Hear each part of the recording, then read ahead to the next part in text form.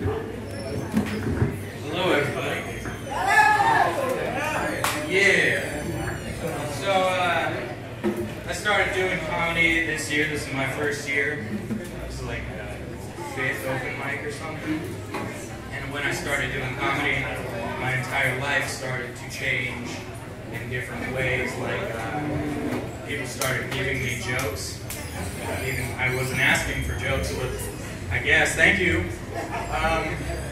My life goal changed. My life goal, being a young Jewish comedian, is now to perform stand-up on Christmas Eve at a Chinese food restaurant, as we all do.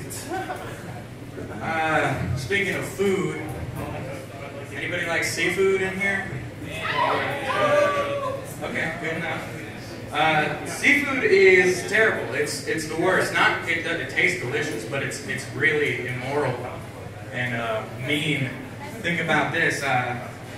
When you're going to a fancy seafood restaurant, you go and you're picking your lobsters. You're picking the one you want to die.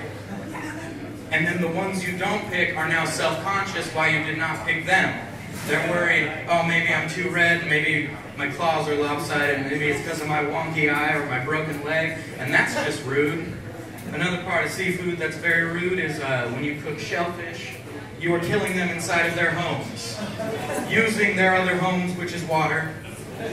So, I don't know, I'm not protesting seafood because it's a big market, dude. Best in the stocks. I've been watching the news a lot lately. Anybody else watch the news? Yeah! All the people who don't have hobbies. Alright. Best part about the news is not the news itself, it's that pause when the anchor sends it to the field reporter. He goes, alright, we've got a big fire down on the 405. It's terrible because there shouldn't be a fire on the freeway. We got it on the 405, and we've got Johnny Carson in the field. And Johnny is sitting there, and he's like, when's he gonna talk?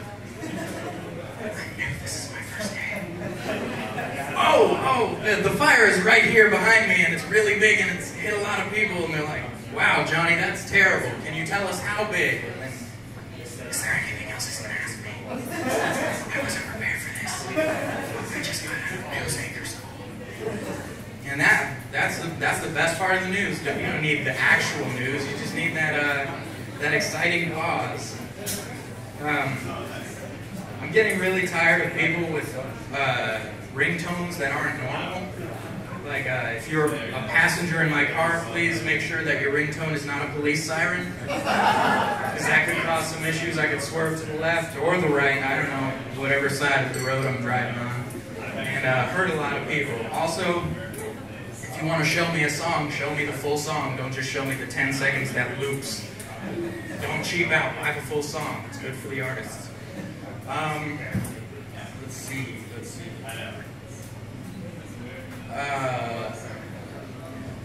I'm tired of when people defend scary animals, like spiders. Nobody needs to defend a spider, they can defend themselves. Have you seen their teeth? They have 8 legs, which are built for kicking. But the worst of them all, the one that's defended the most, is the bumblebee. And I know they like pollinate, and they're the reason why there's foliage everywhere. And they keep gardeners in business. But they sting, and it's not a fun experience. I'll tell you a quick story. Or not a quick story, I'm going to drag it out.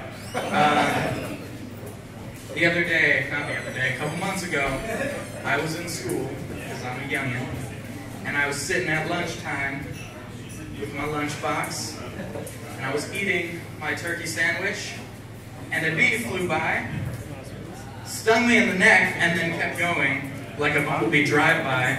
And I'm sitting there, not knowing what just happened. I'm saying, oh God, I've been shot. I don't know what's happening. Please, somebody call the nurse. The nurse can't do anything about a bee sting. They're going to tell you to suck it up and give you a Band-Aid. Band-Aids don't help during bee stings.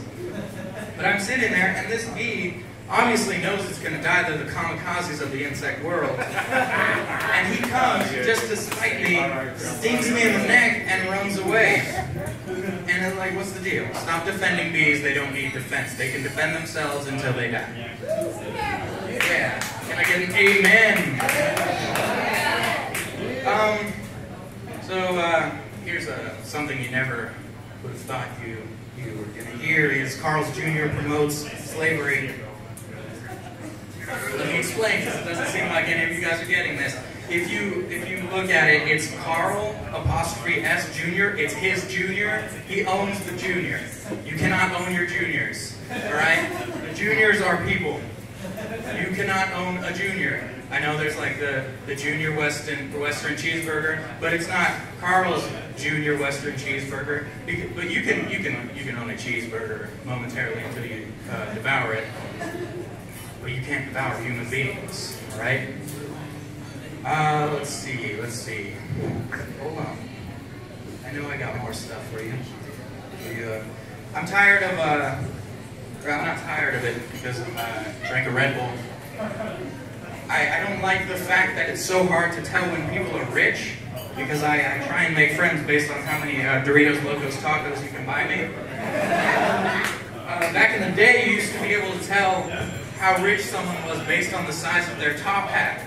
Now, somebody's driving a Lamborghini, that's because they just sold their house and their children so they can afford this car. And that's deceiving because I'm like, oh, let's be friends. They're like, hey, can you spot me 50 bucks? Because I need to survive. I'm like, no, I can't. I don't have 50 bucks. Look at the car I'm driving. More stuff, guys. I got more time than I expected. How much time do I got? If you ask, it's 1 minute. 1 minute, got it. I'll take it.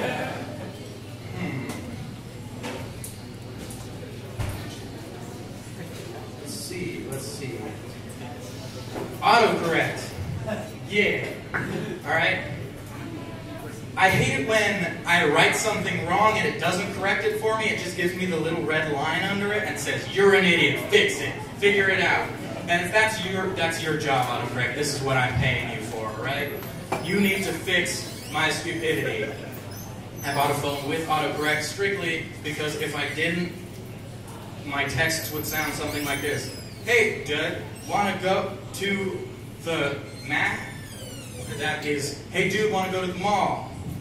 No, I don't want to go to the mat with you because you can't spell. Good way to end. All right, thank you.